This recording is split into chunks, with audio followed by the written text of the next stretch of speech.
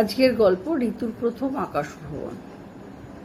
যদি গল্পটি আপনাদের ভালো লাগে তাহলে চ্যানেলটা একটু সাবস্ক্রাইব করে দেবেন এবং পাশে থাকা বেল আইকনটা প্রেস করে অলে ক্লিক করে দেবেন, তাতে আমি যেই ভিডিওটি পোস্ট করব সঙ্গে সঙ্গে আপনাদের কাছে পৌঁছে যাবে, তার নোটিফিকেশান পৌঁছে যাবে। আজকের কবিতা ঋতুর প্রথম আকাশ ভ্রমণ। ঋতু ভালো নাম মধুরিমা গাঙ্গুলি, ছটফটে এক কিশোরী, লেক গার্ডেন্স বাসিন্দা তারা থাকে, আর যাদবপুরে থাকা সন্নিকটে নাম করা ইংরাজি মিডিয়াম মেয়েদের স্কুলে কার্মেল গার্লস হাই স্কুলের সপ্তম শ্রেণীর ছাত্রী। পড়াশোনায় দারুণ মেধাবী, সে সাথে নাচেও সমান পারদর্শী। ওড়িশি নৃত্যে সে দারুণ পারঙ্গমা, সদ্য হাস্যোজ্জ্বল ও মিষ্টিভাষী বলে স্কুলের সবার আদরের পাত্রী। বন্ধু মহলে সে দারুণ জনপ্রিয়। বন্ধুদের নানাভাবে হাসি মজায় মন ভালো করতে তার জুড়ি মেলা ভার। স্বভাবতই বন্ধুরাও সে কোন কারণে কোনোদিন স্কুলে না এলে তাকে দারুণ মিস করে। তার বাবা অনুজ গাঙ্গুলি রাসবিহারী স্থিত ইন্ডিয়ান ব্যাংকে চাকরি করেন, মা সুলোচনা গৃহবধূ। উনি আগে স্কুলে চাকরি করতেন, ঋতু হবার পর তিনি চাকরি নিজের ইচ্ছায় ছেড়ে দেন, ঋতুকে মানুষ করতে হবে বলে। আর বাবা মা দুজনেই চাকুরি করলে ছেলে মেয়েরা অনেক সময় মানসিক অবসাদে ভুগতে থাকে, দুজনকেই ঠিকমতো কাছে না পাবার জন্যে। আর বয়স সন্ধিকালে তো মানসিক অবসাদ আরও মারাত্মক হয়। ওই চিন্তা করেই সুলোচনা চাকরি ছেড়ে দেন। তিনি হয়ে ওঠেন মেয়ে ঋতুর ফিলোসফার গাইড। মেয়ে ঋতুও মাকে সব কথা আগে বলে। মা সুলোচনা বন্ধুর মতো মেশে মেয়ের সাথে। যদিও তাদের হাউজিং কমপ্লেক্সে তাদের নিয়ে আড়ালে অনেকেই হাসাহাসি করলেও দৃঢ়চেতা সুলোচনা তা আমল দিতে নারাজ। অনুজ গাঙ্গুলির পারিবারিক বাড়ি জলপাইগুড়ি রেল স্টেশনের সংলগ্ন আদরপাড়ায়। প্রতি বছর ধুমধাম করে জ্যৈষ্ঠ মাসে কালী পুজো হয়। অনুজরা 4 ভাই। ছোট ভাই শরৎ জলপাইগুড়ি থাকেন, তিনি জেলা হাসপাতালের পালমোনারি বিশেষজ্ঞ। সেজ ভাই রুদ্রজিৎ দার্জিলিংয়ে কলেজে পড়ান, আর বর্দা সৌম্যজিৎ ব্যাঙ্গালোরে আইটি হাবে উচ্চপদস্থ কর্মকর্তা। অনুজ মেজ ভাই, তিনি কলকাতায় থাকেন। ওই সময় জলপাইগুড়ি আদরপাড়ায় সব ভাইদের মিলন মেলায় পরিণত হয়। সবাই ওই বাৎসরিক কালী পুজো উপলক্ষে বাড়িতে মিলিত হন। আর গাঙ্গুলি বাড়ির কালী পুজোর কথা সবাই জানে, দূর দূরান্ত থেকে অনেকেই আসেন মার কাছে মানত করতে। আগে ছাগ বলির প্রচলন ছিল, মন্দির প্রাঙ্গণে একটা নালা করে দেওয়া ছিল। ছাগ বলির পর সেই রক্ত তীর বেগে নালা দিয়ে হাইড্রেনে পড়ত, জলও লাল হয়ে যেত। কিন্তু এখন আর ওইসব বলি টলি হয় না, এখন প্রতীকী আখ চাল কুমড়ো বলি হয়। সেবার জ্যৈষ্ঠ মাসে পুজোর অংশ নিতে অনুজরা ট্রেনের টিকিট কাটার চেষ্টা করেন, কিন্তু কোনো কারণেই হোক সেবার উত্তরবঙ্গগামী কোনো ট্রেনই টিকিট তিনি পেলেন না। হতে পারে গরমের ছুটি পড়ার জন্য ট্রেনের টিকিট সব ফুল হয়ে যায়। নিরুপায় হয়ে তিনি আকাশপথেই যাবেন বলে মনস্থির করেন। সেই মতো এয়ার ইন্ডিয়ার কলকাতা বাগডোগরার টিকিট কাটেন। ওদিকে সুলোচনা ও ঋতুর মন খারাপ হয়েছিল, একটা আশঙ্কা মনে হয়েছিল এবার আর জলপাইগুড়ি যাওয়া হবে না ভেবে। অনুজ মুষড়ে পড়েছিলেন তার সদ্য কৈশোরে পা দেওয়া সদ্য হাস্যোজ্জ্বল আত্মজার মলিন মুখ দেখে। কিন্তু এয়ার ইন্ডিয়ার কলকাতার বাগডোগরা এয়ার টিকিট পেয়ে মেয়েকে দেখাতেই মেয়ের 1000 ওয়াটের উজ্জ্বল হাসি মুখ দেখে তারাও আনন্দে আত্মহারা হয়ে যান।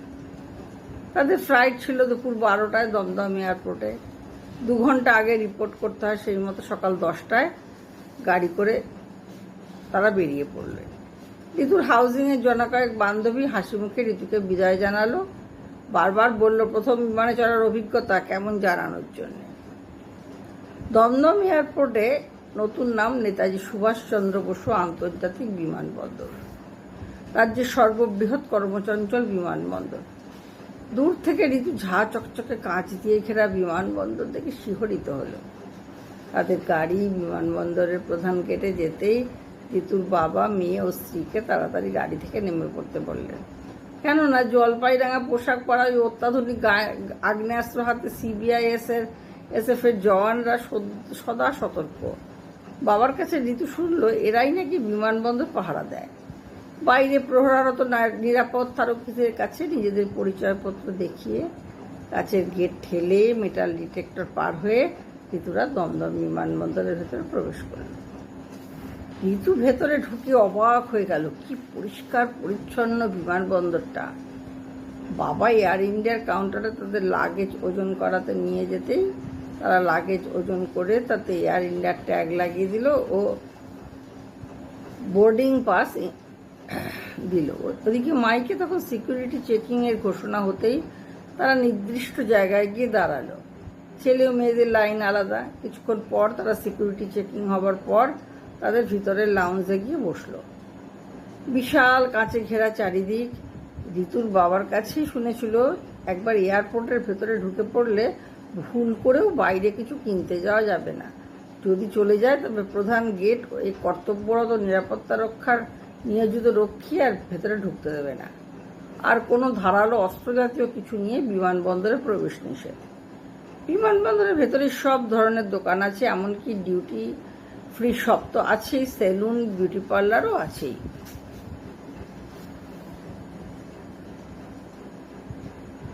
চেয়ারে বসে ঋতু বিশাল কাঁচের জানলা দিয়ে বাইরে তাকিয়ে প্লেনের ওঠানামা দেখতে দেখতে তন্ময় হয়ে গিয়েছিল। হুঁশ ফিরল বাবার ডাকে, চলো এবার আমাদের যেতে হবে। চমকে বাহারি হাত ঘড়িটার দিকে চোখ পড়তে ঋতু অবাক। ঘড়ির কাটা যে 11:30 ছুঁয়ে ফেলেছে। মাইকে ঘোষণা চলছে, এয়ার ইন্ডিয়া কলকাতা বাগডোগরা বিমানের যাত্রীরা আপনাদের বিমান অপেক্ষা করছে। অনুগ্রহ করে আপনারা বিমানের দিকে এগিয়ে যান। ঋতু ও তার মা বিমানের দিকে এগিয়ে যান। ঋতু ও তার মা একটু আগেই টয়লেট থেকে ঘুরে এসেছে। চারপাশে তাকিয়ে দেখলো অনেকেই নির্দিষ্ট একটা ব্রিজের দিকে এগিয়ে যাচ্ছে। বাবাকে আমাদের প্লেন কথায় বলাতে অনুজবাবু আঙ্গুল দিয়ে দেখিয়ে দেন। ঋতু অবাক কাচের জানলা দিয়ে দেখলো দূরে ওই তো একটা সাদা রঙের প্লেন দাঁড়িয়ে আছে নিচে। সবাই ব্রিজ দিয়ে হাঁটছে, প্লেনটাও ধীরে ধীরে বড় হচ্ছে। হঠাৎ চমকে গেল, দুপাশে দাঁড়ানো এয়ার হোস্টেসের কথায় ওয়েলকাম। কিন্তু হতবাক হয়ে গেল, তার মানে এই ব্রিজ দিয়ে হেঁটে সরাসরি প্লেনের ভেতর ঢুকে পড়া যায়। যদিও বাবা বলেছিল বাসও আছে, তারা সরাসরি প্লেনের কাছে যাত্রীদের নিয়ে আসে, তারপরে নির্দিষ্ট টিকিট দেখিয়ে সিঁড়ি দিয়ে ওপরে উঠে নিজের সিটে বসায়। ঋতুকে তার বাবা জানালার কাছে সিটটা দিয়ে দিলেন যাতে প্লেনে চড়ার আনন্দ ও বাইরের দৃশ্য দেখতে পারে। যথা সময়ে সব চেয়ারে যাত্রীরা বসে পড়তেই দুজন বিমানবালা এগিয়ে এলো। তারা সবাইকে ধন্যবাদ জানিয়ে প্লেনের ভিতরে কি কি করতে হয় সব বুঝিয়ে দিল, আর মোবাইল ফোনের সুইচ অফ করে দিতে বলল। এসব করার ফাঁকেই মাইক্রোফোনে প্লেনের মূল পাইলট ক্যাপ্টেন অরবিন্দর সিং ধোনির গলা শোনা গেল, আমরা এক্ষুনি উড়ে যেতে চলেছি। এয়ার হোস্টেস প্লেনের দরজা বন্ধ করে দিল। তারপরে প্লেনের ইঞ্জিন গর্জন করে উঠল। কিন্তু চুপ করে দেখছি এরপরে কি হয়। ওমা, ওদের প্লেন ততক্ষণে ঘুরঘুর করে চলা শুরু করেছে। বিমানবন্দরের বিশাল কালো রঙের সিমেন্টের রাস্তা। বাবা মেয়েকে আগেই বলেছিল এর পোশাকি নাম রানওয়ে। সমস্ত প্লেন এই রানওয়ে দিয়ে ওঠা নামা করে। তাই নয়, দুপাশে আলো জ্বলে রাতে, যাতে পাইলটরা সহজেই প্লেন নিয়ে বিমানবন্দরে উঠতে বা নামতে পারে। ওদের প্লেন খানিকটা ঘুরে প্রধান রানওয়ের সামনে এসে দাঁড়িয়ে পড়ল।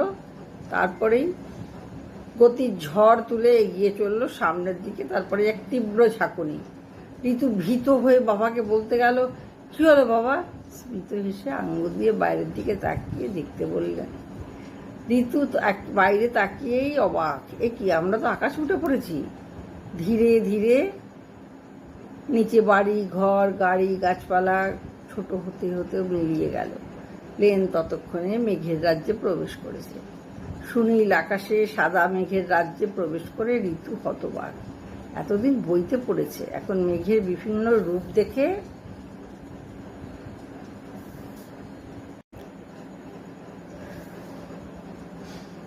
এতদিন বইতে পড়েছে, এখন মেঘের বিভিন্ন রূপ দেখতে দেখতে মোহিত হয়ে গেল।